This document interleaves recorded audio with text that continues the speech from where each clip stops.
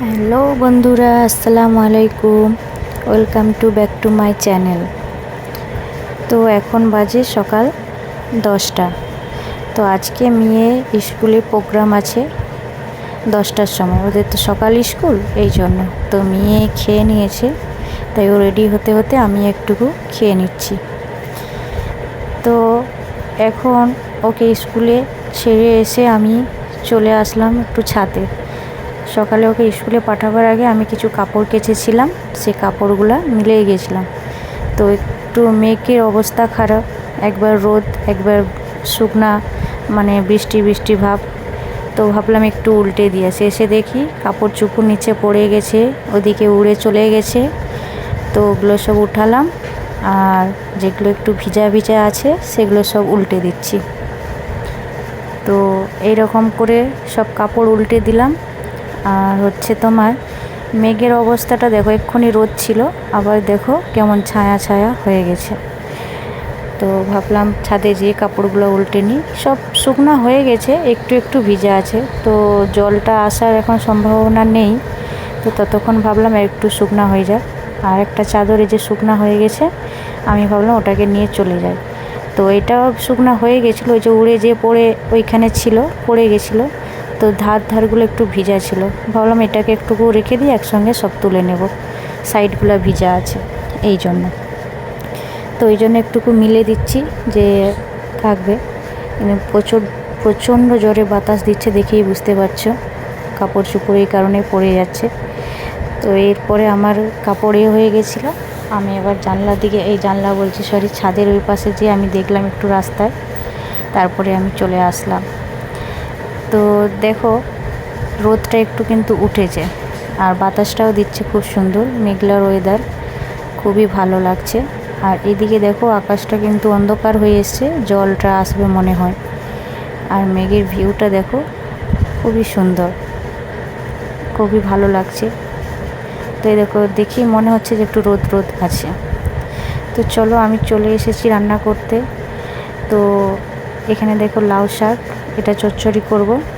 আর আমার মেয়ে চলে এসেছে একটু পোচ দিতে। ভাত বসিয়ে দিয়েছি, ভাত হচ্ছে। আর এদিকে দেখো এইসবের অবস্থা কি, এইখানেও এরকম অবস্থা, প্রচণ্ড অবস্থা খারাপ। দেরি হয়ে গেছে, বড় মেয়েকে আনতে গেছিলাম, নিয়ে এসে ভাত বসিয়েছি। তো এখন ভাবছি এইসব ফ্রিজের অবস্থা, এইগুলো সব গুছানি করব না রান্না বান্না করব, কোনটা করব কিছু বুঝতে পারছি না।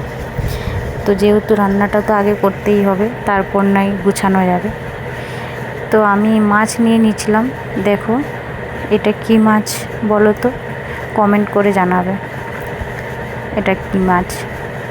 তো আমার দুই মেয়ে কিন্তু এই মাছ খেতে খুব ভালোবাসে। মাছে কিন্তু খুব কম কাটা, আর খেতে খুব ভালো লাগে, হেভি টেস্ট। তো এবার রুমের ভিতরে চলে যাচ্ছি। দেখো রুমের অবস্থাটা কি হয়েছে। এসেই দুইজনে মোবাইল নিয়ে বসে বসে খাচ্ছে আর ফোন দেখছে, ফোনেতে ভিডিও দেখছে। আর এই হচ্ছে আমার রুমের অবস্থা। আমি কোনটা ছাড়ি আর কোনটা করি, এত কাজ। তো আমি যেহেতু ফাইনালি রান্নাঘরটা একটু গুছালাম, রান্নাঘর না, যেহেতু আমার কাছে এটাই রান্নাঘর। তো একটু গুছানি করে মুছামুছি করে দিয়েছি, গ্যাস ট্যাস সব মুছে পরিষ্কার করে দিয়েছি। আর এদিকে ভাত তো হয়ে গেছে, আর মাছের ঝাল এই দেখো হয়ে গেছে। দেখো কালারটা কীরকম আসছে, খেয়েছিলাম, খুব টেস্ট, খুব ভালো হয়েছে রান্না।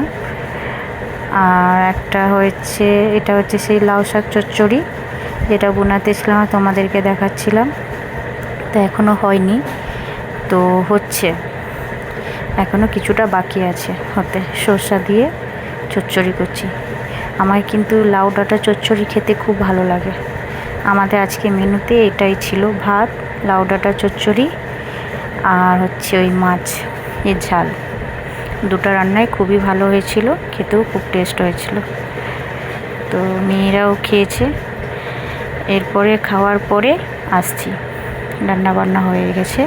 হওয়ার পরে খেয়ে দিয়ে ঘুমিয়েছিলাম। আমি তো ঘুমিয়ে উঠে গেছি।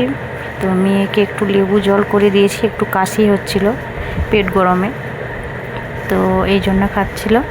আর এখন তো বড়টা ঘুমিয়ে আছে, ওঠেনি। ওকে লেবু জল দিয়েছি।